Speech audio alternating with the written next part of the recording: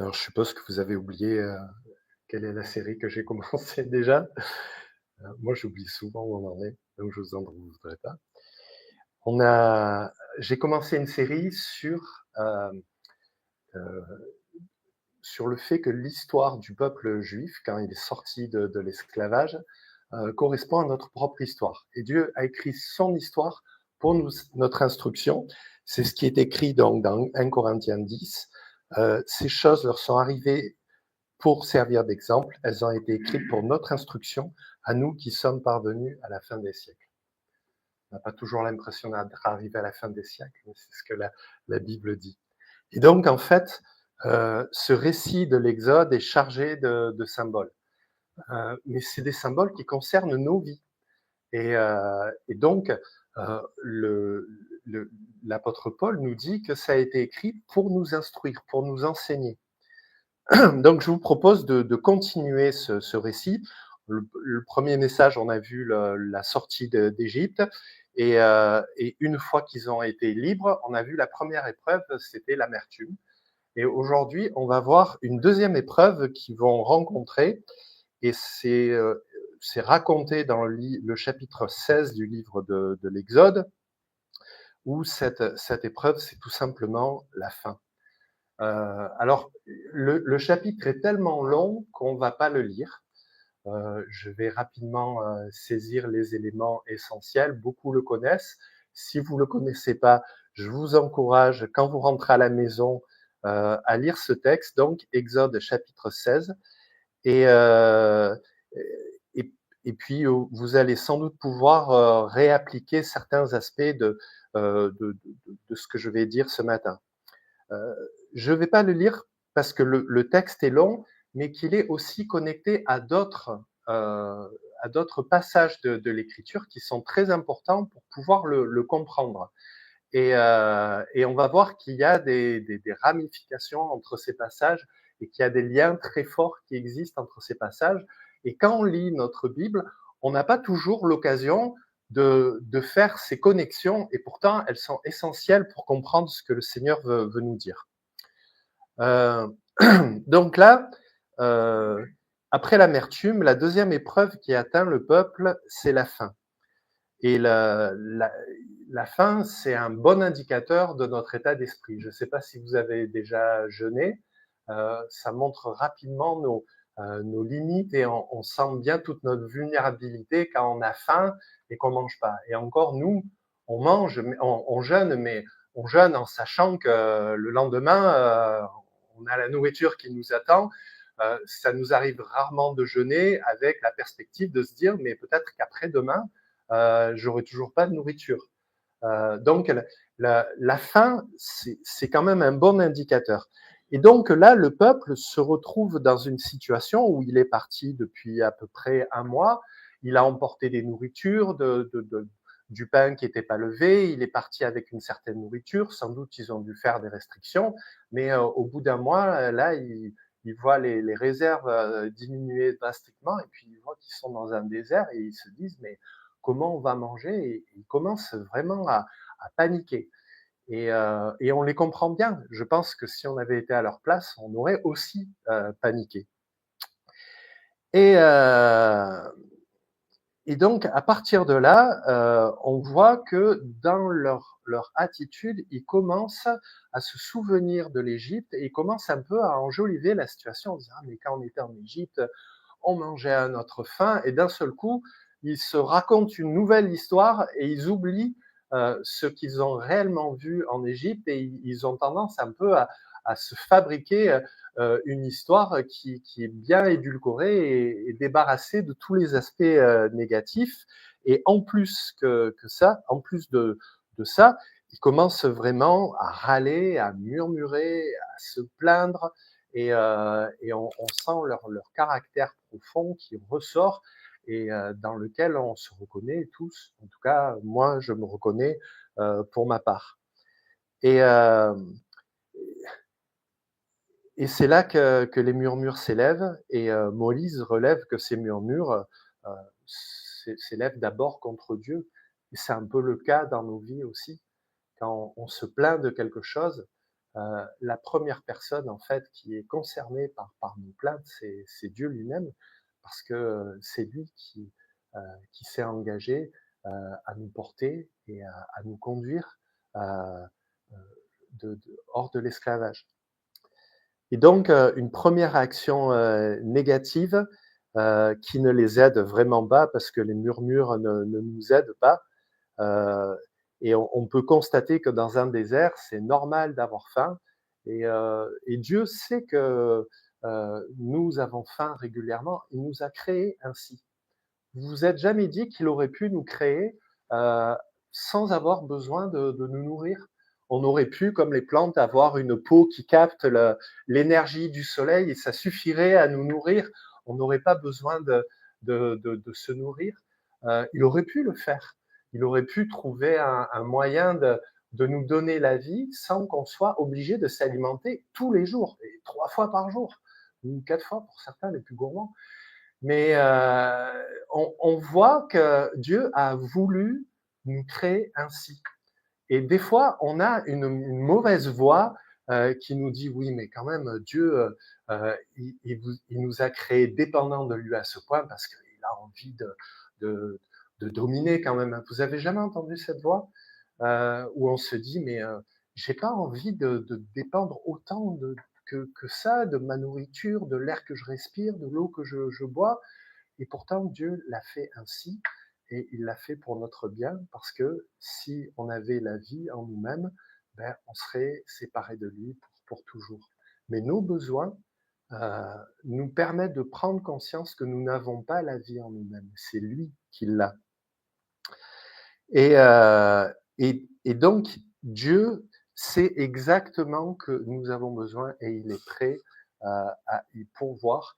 Et quand on repense au début à la façon dont Adam et Ève ont été créés, ils avaient les mêmes besoins, ils avaient besoin de nourriture tous les jours, mais est-ce qu'ils se rendaient compte qu'ils étaient dépendants de Dieu?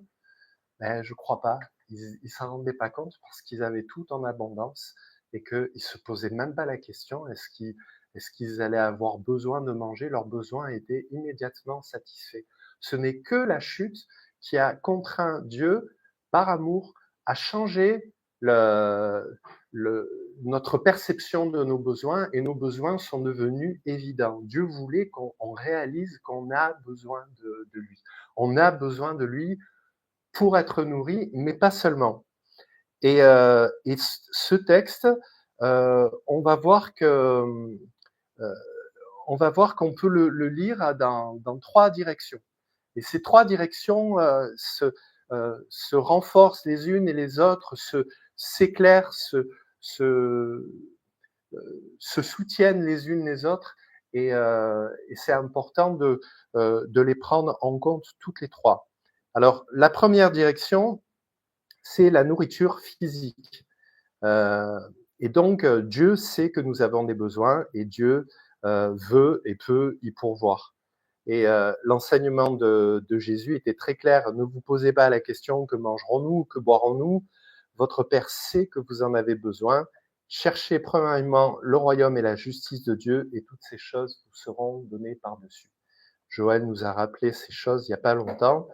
Je ne vais pas le développer davantage. On sait que Jésus a multiplié les pains au moins 2 fois pour plusieurs milliers de personnes et il a montré que la nourriture physique ne devait pas être un problème. Donc la première direction, c'est de réfléchir sur le besoin de nourriture physique et Jésus montre que c'est pas un problème. Dieu nourrit les oiseaux du ciel, il nous nourrira à nous aussi. Et, et c'est important de prendre conscience que cette dépendance de Dieu attire notre attention sur une autre dépendance. Et celle-là, par contre, elle est pas aussi prégnante pour nous. Quand on a faim, il y a quelque chose au fond de nous, il y a un estomac qui se manifeste, qui peut faire du bruit, qui peut changer notre humeur.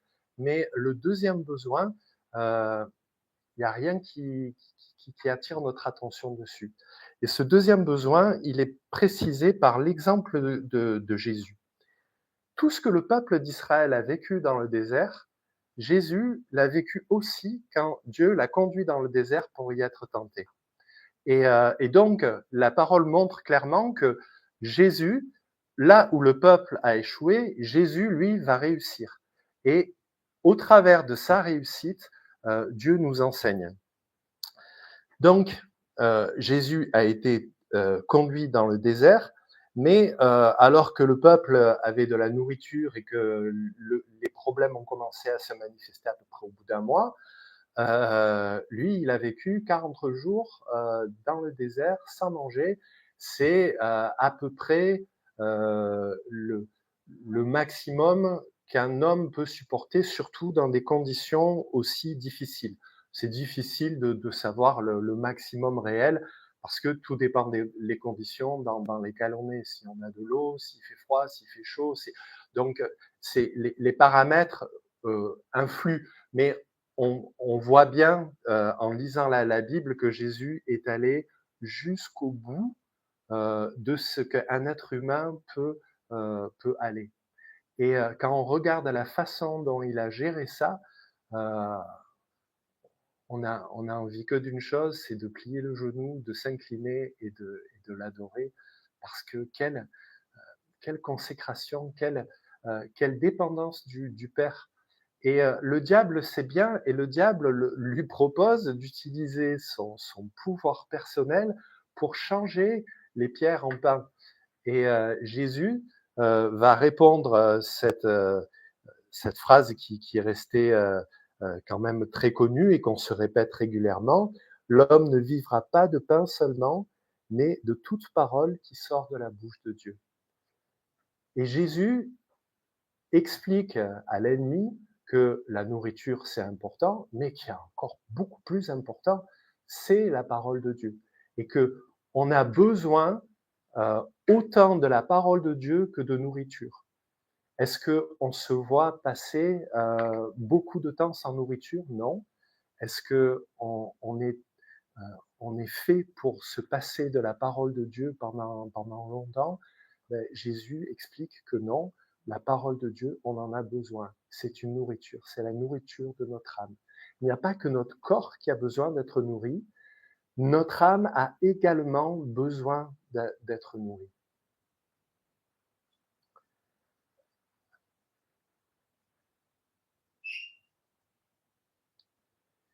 À chaque tentation, Jésus a cité la parole de Dieu. Il a montré que la nourriture spirituelle dont nous avons besoin nous aide à lutter contre la tentation, contre les épreuves, à discerner ce qui est vraiment important. Et comme je disais tout à l'heure, si la faim se manifeste de façon physique et nous oblige à rechercher de la nourriture et à nous nourrir, la parole de Dieu, elle peut faire ça vis-à-vis de notre conscience. Si on a compris ça et qu'on a commencé à lire la parole de Dieu, au moment où on va arrêter, on va sentir dans notre conscience qu'il nous manque quelque chose, mais c'est beaucoup plus discret. Et on peut passer carrément à côté de, de ce besoin d'être nourri. Moi, personnellement, je vous confesse que j'ai eu des périodes de ma vie où j'ai cessé de m'alimenter quotidiennement. Et je vous confesse aussi que le prix que j'ai payé après, ben, il était très douloureux parce qu'on ne peut pas se priver de nourriture spirituelle sans en payer le prix. C'est impossible.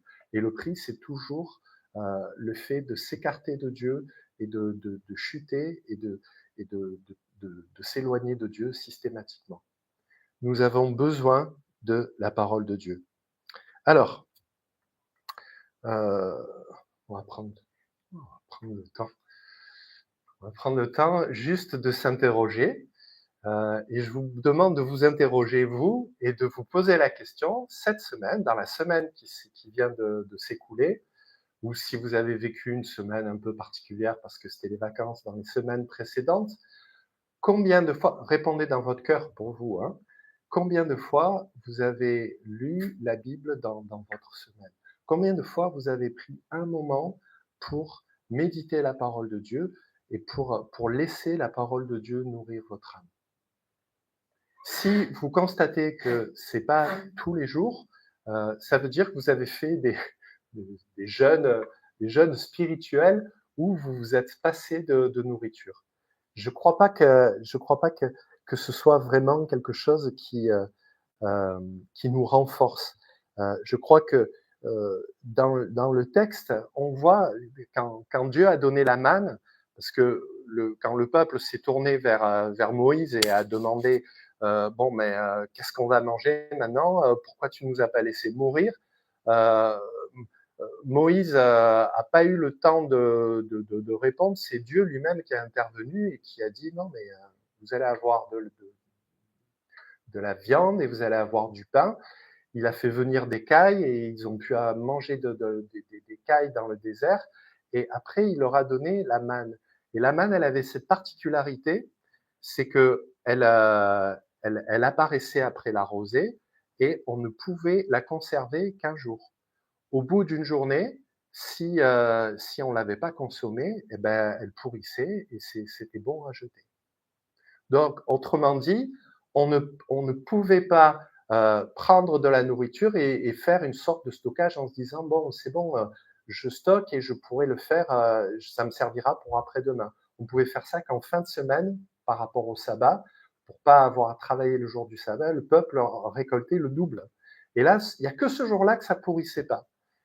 Et on voit que de notre façon, c'est pareil. Tous les jours, quand tu ouvres les yeux et que tu commences ta journée, tu vas avoir une journée pour recevoir la parole de Dieu, la nourriture spirituelle que Dieu veut te donner. Tu as une journée pour ça. Et si à la fin de la journée, tu as laissé passer ta journée, ben, tu as perdu la nourriture du jour. Je crois que c'est important de réaliser que sans cette nourriture, c'est cette nourriture qui nous donne la force et qui nous donne l'énergie et qui nous permet de vivre en communion avec Dieu. Donc ça, c'est une deuxième direction. Euh, ce qu'on voit, c'est que quand les disciples sont allés chercher de la nourriture et ils ont rejoint Jésus. On trouve cette histoire dans le chapitre 4 du livre de Jean. Ils disent à Jésus, vas-y, mange. Et Jésus leur dit, non, mais j'ai une nourriture que vous ne connaissez pas. Et ils se disent, mais quelqu'un lui aurait porté de la nourriture pendant qu'on est allé en... Et Jésus leur explique qu'en fait, sa nourriture, ma nourriture est de faire la volonté de celui qui m'a envoyé et d'accomplir son œuvre. La parole de Dieu est notre nourriture et elle nous permet d'accomplir son œuvre. Un jour, j'ai discuté avec un frère qui passait par une épreuve très très difficile. C'était comme la chute des dominos. Il avait fait une erreur dans sa vie et puis après, à la suite de ça, les catastrophes se sont enchaînées et il a vécu vraiment un temps très très difficile à vivre. Et, on était en train d'en parler et d'évoquer ces choses. Et il m'a posé la question, il m'a dit, mais pourquoi Dieu ne m'a pas prévenu? Et, et je lui ai dit, mais Dieu t'a prévenu. Et j'ai pris la Bible et je lui ai dit, là il en parle, et puis là il en parle, et puis aussi là il en parle. Et en fait, il a réalisé qu'il avait cessé de s'alimenter et que cette distance l'avait complètement fait oublier des principes élémentaires de la parole. Le fait d'avoir connu la Bible une fois ne nous garantit pas qu'on va pouvoir la réutiliser au bon moment. Donc ça, c'est la deuxième direction. C'est difficile de pouvoir discerner la volonté de Dieu sans être nourri par la parole. Je ne vois pas comment on peut faire. On peut savoir qu'on a le Saint-Esprit et qui nous conduit dans la vérité, mais sans la parole de Dieu, on ne donne pas les armes au Saint-Esprit pour nous équiper et nous nourrir. Troisième direction, on a vu donc que la première direction, c'est la nourriture physique. La deuxième direction, c'est l'exemple de Jésus quand lui-même a été tenté. Il y a une troisième direction dans laquelle la Bible nous invite à considérer ce texte de l'Exode, c'est l'enseignement de Jésus. Parce que Jésus est revenu, et donc dans Jean chapitre 6, versets 26 à 63, on va peut-être laisser à Sabrina le temps de l'afficher, Jean 6, 26, 63, on va prendre le temps de lire ce texte, parce que Jésus revient sur ce texte de l'Exode et sur cette manne qui a été reçue, et on va prendre le temps de le lire. Jésus leur répondit, en vérité, je vous le dis, vous me cherchez non parce que vous avez vu des miracles, mais parce que vous avez mangé des pains et que vous avez été rassasiés. C'est à la suite de la multiplication des pains. Travaillez non pour la nourriture qui périt, mais pour celle qui subsiste pour la vie éternelle, et que le Fils de l'homme vous donnera, car c'est lui que le Père, que Dieu a marqué de son sceau. Ils lui dirent, que devons-nous faire pour faire les œuvres de Dieu? Jésus leur répondit, l'œuvre de Dieu, c'est que vous croyez en celui qui l'a envoyé. Quel miracle fais-tu donc, lui dirent-ils, afin que nous le voyions et que nous croyions en toi? Que fais-tu? Nos pères ont mangé dans le désert, selon qu'il est écrit, il leur donna le pain du ciel à manger. Jésus leur dit, en vérité, je vous le dis, Moïse ne vous a pas donné le pain du ciel, mais mon Père vous donne le vrai pain du ciel. Car le pain de Dieu, c'est celui qui descend du ciel et qui donne la vie au monde. Le pain de Dieu, c'est celui qui descend du ciel et qui donne la vie au monde. Ils lui dirent, Seigneur, donne-nous toujours ce pain. Jésus leur dit, je suis le pain de vie. Celui qui vient à moi n'aura jamais faim, et celui qui croit en moi n'aura jamais soif. Mais je vous l'ai dit, vous m'avez vu et vous ne croyez point. Tous ceux que le Père me donne viendront à moi, et je ne mettrai pas dehors celui qui vient à moi, car je suis descendu du ciel pour faire non ma volonté, mais la volonté de celui qui m'a envoyé.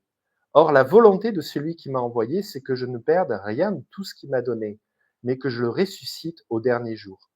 La volonté de mon Père, c'est que quiconque voit le Fils et croit en lui ait la vie éternelle, et je le ressusciterai au dernier jour. Les Juifs murmuraient à son sujet parce qu'il avait dit « Je suis le pain qui est descendu du ciel » et ils disaient « N'est-ce pas là Jésus, le fils de Joseph, celui dont nous connaissons le Père et la Mère? Comment donc dit-il « Je suis descendu du ciel » Jésus leur répondit, ne murmurez pas entre vous. Nul ne peut venir à moi si le Père qui m'a envoyé ne l'attire, et je le ressusciterai au dernier jour. Il est écrit dans les prophètes, ils seront tous enseignés de Dieu, ainsi quiconque a entendu le Père et a reçu son enseignement vient à moi. C'est que nul n'a vu le Père, sinon celui qui vient de Dieu. Celui-là a vu le Père. En vérité, je vous le dis, celui qui croit en moi a la vie éternelle. Je suis le pain de vie. Vos pères ont mangé la manne dans le désert et ils sont morts. C'est ici le pain qui descend du ciel, afin que celui qui en mange ne meure point. Je suis le pain vivant qui est descendu du ciel. Si quelqu'un mange de ce pain, il vivra éternellement, et le pain que je donnerai, c'est ma chair, que je donnerai pour la vie du monde. Là-dessus, les Juifs disputaient entre eux, disant, comment peut-il nous donner sa chair à manger? Jésus leur dit, en vérité, je vous le dis, si vous ne mangez la chair du Fils de l'homme et si vous ne buvez son sang, vous n'avez point la vie en vous-même. Celui qui mange ma chair et qui boit mon sang a la vie éternelle, et je le ressusciterai au dernier jour. Car ma chair est vraiment une nourriture et mon sang est vraiment un breuvage. Celui qui mange ma chair et qui boit mon sang demeure en moi, et je demeure en lui, comme le Père qui est vivant m'a envoyé, et que je vis par le Père. Ainsi, celui qui me mange vivra par moi. C'est ici le pain qui est descendu du ciel. Il n'en est pas comme de vos pères qui ont mangé la manne et qui sont morts. Celui qui mange ce pain vivra éternellement. Jésus dit ces choses dans la synagogue enseignant à Capernaüm. Plusieurs de ses disciples, après l'avoir entendu, dirent « Cette parole est dure, qui peut l'écouter ?» Jésus, sachant en lui-même que ses disciples murmuraient à ce sujet, leur dit « Cela vous scandalise-t-il ? Et si vous voyez le Fils de l'homme monter où il était auparavant, c'est l'Esprit qui vivifie, la chair ne sert de rien, les paroles que je vous ai dites sont esprit et vie. » Voilà un passage qui est très choquant. Si tu manges pas le corps du Christ et si tu bois pas son sang, c'est choquant comme image. Je sais pas vous comment vous avez réagi la première fois que vous avez lu ça. Moi, la première fois que j'ai lu ça, j'ai fait j'ai avalé ma salive. Je trouvais ça aussi assez particulier quand même que quelqu'un dise non mais il faut manger ma chair, il faut boire mon sang. Alors bien sûr, ce que Jésus est en train d'expliquer, on ne parle pas de cannibalisme, Jésus est en train de dire mon sacrifice donne la vie. Tu vois à quel point mon sacrifice donne la vie. Pas seulement le pardon. Et la semaine dernière, Joël nous a fait un petit récapitulatif de tout ce que la croix nous a acquise. Il n'y a pas seulement le pardon, pas seulement la délivrance de la condamnation éternelle, mais la vie de Jésus. Jésus est le pain de vie, le pain qui vient du ciel, et en lui nous sommes pardonnés, rachetés, justifiés, purifiés, sanctifiés. Nous avons sa sagesse, nous avons la vie qui nous anime. Et en fait, Jésus explique que je suis la nourriture de votre âme. La parole de Dieu nourrit notre âme, mais ce que Jésus est, ce qu'il nous a donné, nourrit également notre âme. Et ces deux aspects se complètent et se renforcent. Euh, chacun, nous nourrissons 3, 4 fois par jour. Nous partageons une fois par semaine les éléments. Euh, Combien de fois par semaine ou par jour Dieu désire-t-il que nous percevions qu'il est le pain de vie et que nous rassasions de son exemple, que nous nous rassasions de ses promesses, que nous rassasions des promesses de vie qu'il nous a faites. À votre avis, est-ce qu'une fois par semaine, quand on partage le pain et le vin, ça suffit? C'est une question que je pose. Et la Bible ne donne pas de réponse. Les disciples partageaient les éléments une fois par semaine, mais là, Jésus explique que son corps et son sang sont vraiment une nourriture et un breuvage. C'est vraiment, on doit s'en nourrir, à mon avis, tous les jours. Et de la même façon que tout à l'heure, on a vu que la manne disparaissait, tout ce qu'on reçoit aujourd'hui, de l'exemple de Jésus, de ses promesses, de sa vie, de, de, de la compréhension de son sacrifice et de tout ce qu'il a acquis, si on ne s'en nourrit pas chaque jour aussi, c'est perdu. Et le lendemain, c'est une nouvelle journée avec une nouvelle occasion. Le problème, c'est que là encore, on peut regarder la façon dont on a été conçu. Au moins on mange, au moins on a envie de manger. Notre estomac se resserre. Et c'est ce qui fait que au moins on mange, au moins on a envie de manger, au moins on a envie de manger, au moins on mange, au moins on mange, au moins on a envie de manger. Et on se retrouve dans ce cercle vicieux. Et c'est pareil avec la parole de Dieu. Et c'est pareil avec l'exemple de Jésus, avec son sacrifice, avec ses promesses, avec le fait qu'il est le pain de vie. La véritable question, euh, c'est de c'est justement de se poser une question que je vais vous proposer. Ça va être le deuxième test personnel de la matinée. Oui, je sais, ce message est un peu particulier parce que d'habitude, il y a suffisamment de mise en pratique. Là, c'est quand même des choses spirituelles, donc c'est important d'avoir un examen valide. Voilà l'examen que je vous propose, le deuxième que je vous propose. Euh,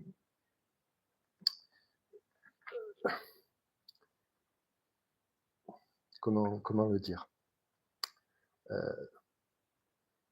Au fond de nous, nous dépendons de Dieu pour la nourriture que nous recevons, pour la parole de Dieu, pour l'exemple de Jésus. Euh, et donc, nous dépendons profondément de Dieu à tous les niveaux, au niveau physique, au niveau de notre âme, au niveau de notre esprit. On a besoin de lui à chaque instant. Est-ce que vous aimez, c'est ça ma question, est-ce que vous aimez dépendre de Dieu? Alors certains vont dire oui, moi j'aime dépendre de Dieu. Et, euh, et d'autres pourront dire oui, mais si je pouvais m'éviter de dépendre de lui, je crois que je préférerais. Mais cette option n'existe pas. On dépend de Dieu, un point, c'est tout. Le problème, c'est que des fois, on n'aime pas dépendre de Dieu. Et quelque part, on ne va pas oser le dire, surtout pas à haute voix et surtout pas dans l'Église. Mais même dans notre vie personnelle, au fond de nous, y a une sorte de non-dit qui fait que on n'aime pas dépendre de Dieu, et donc quelque part, c'est pas clairement affirmé, mais jusqu'au moment où on est face à une chute, ou face à une épreuve, ou face à un moment où Dieu prend le spot. C'est un peu comme le message le début de culte qu'on a eu avec Jocelyn, où il nous parle de notre façon d'entendre et de notre façon de parler. Il y a des fois, on n'entend plus. Et, euh, et donc, c'est vraiment c'est difficile d'aller plus loin parce que on a, on n'a pas ce désir de dépendre de lui. Et donc, comme on ne veut pas dépendre de lui, il y a quelque chose qui résiste et il y a un véritable combat qui se gère. Je ne sais pas comment vous allez régler ce problème. Je crois que chacun a ce problème. Mais je pense vraiment que la seule chose qu'on peut faire, c'est venir à Jésus et lui dire, je suis honnête, j'ai pas trop envie de dépendre de toi. Et j'aimerais que tu ouvres mes yeux. J'aimerais que tu m'aides à voir à quel point j'ai besoin de toi et à quel point tu me fais du bien et à quel point ta nourriture est bonne et à quel point j'en ai vraiment besoin. Euh, c'est pas un message qui va vous donner ça. Ça, on peut le recevoir juste par grâce, en s'approchant de Dieu et en reconnaissant que finalement, au fond de nous, il y a un profond désir d'indépendance.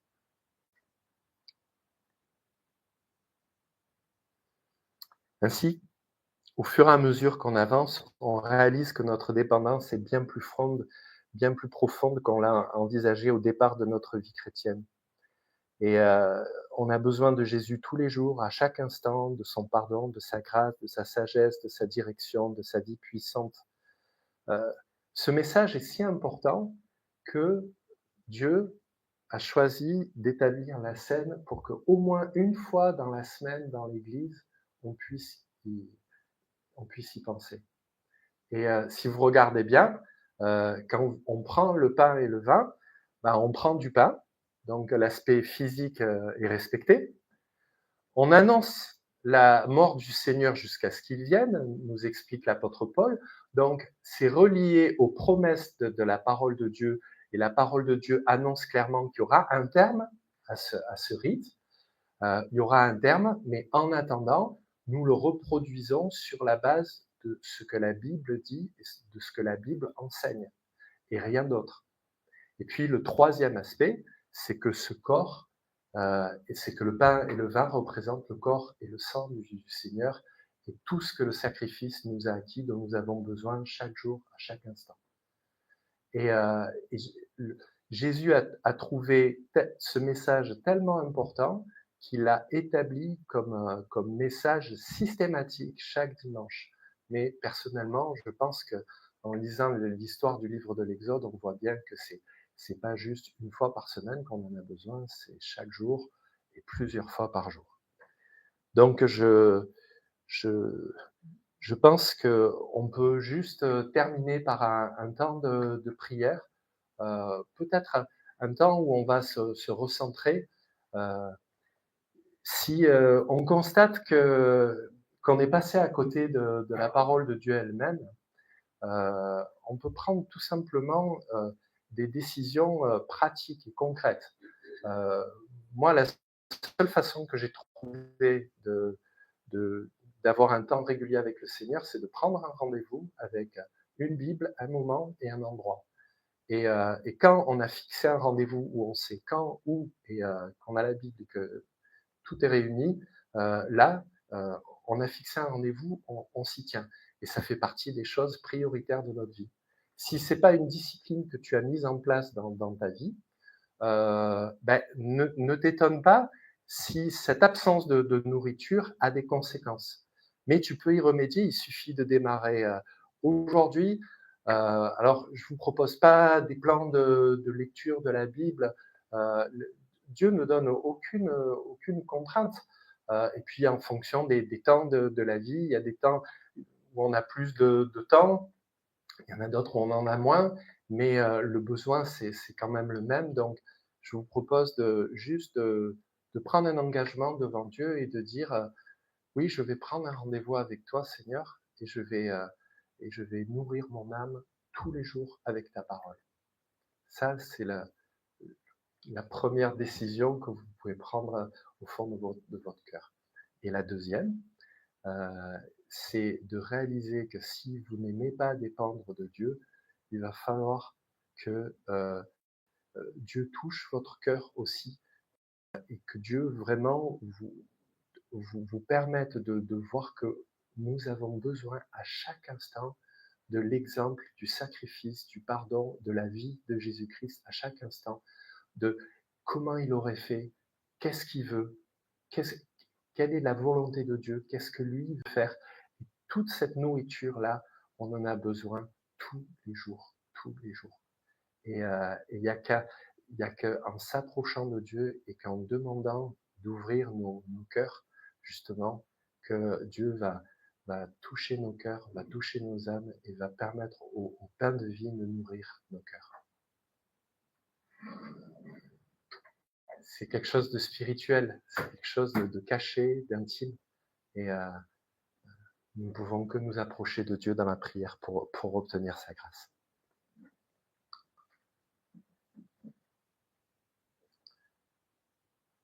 Seigneur, nous sommes comme ces Juifs dans le désert qui râlent immédiatement dès que quelque chose ne va pas. Nous sommes comme nous. Mais grâce à toi, nous savons que tu as prévu bien plus que tout ce que le bien que tu leur as fait pour nous. Tu as prévu de nous donner la vie éternelle à tes côtés. Et nous sommes tellement reconnaissants parce que tu pourvois à tous nos besoins, même ceux dont on n'est pas pleinement conscient. Seigneur, aide-nous, nous tous, à trouver du temps chaque jour pour méditer ta parole, pour être nourris par elle. Aide-nous à retenir tes promesses. Aide-nous à les prier. Puis aide-nous aussi à être nourris de l'exemple de Jésus. Aide-nous à être nourris par tout ce que son sacrifice nous a acquis. Toute la bénédiction, la pureté, la sanctification qui se trouve en Jésus. Aide-nous à nous revêtir de cette justice à chaque instant. Aide nos cœurs à être conscients qu'ils dépendent de toi pour toute chose. Donne-nous d'aimer ça et de réaliser que c'est bon pour nous. Parce que tu l'as voulu ainsi et que tu nous aimes. Seigneur, bénis-nous, chacun ici, dans le nom de Jésus. Amen.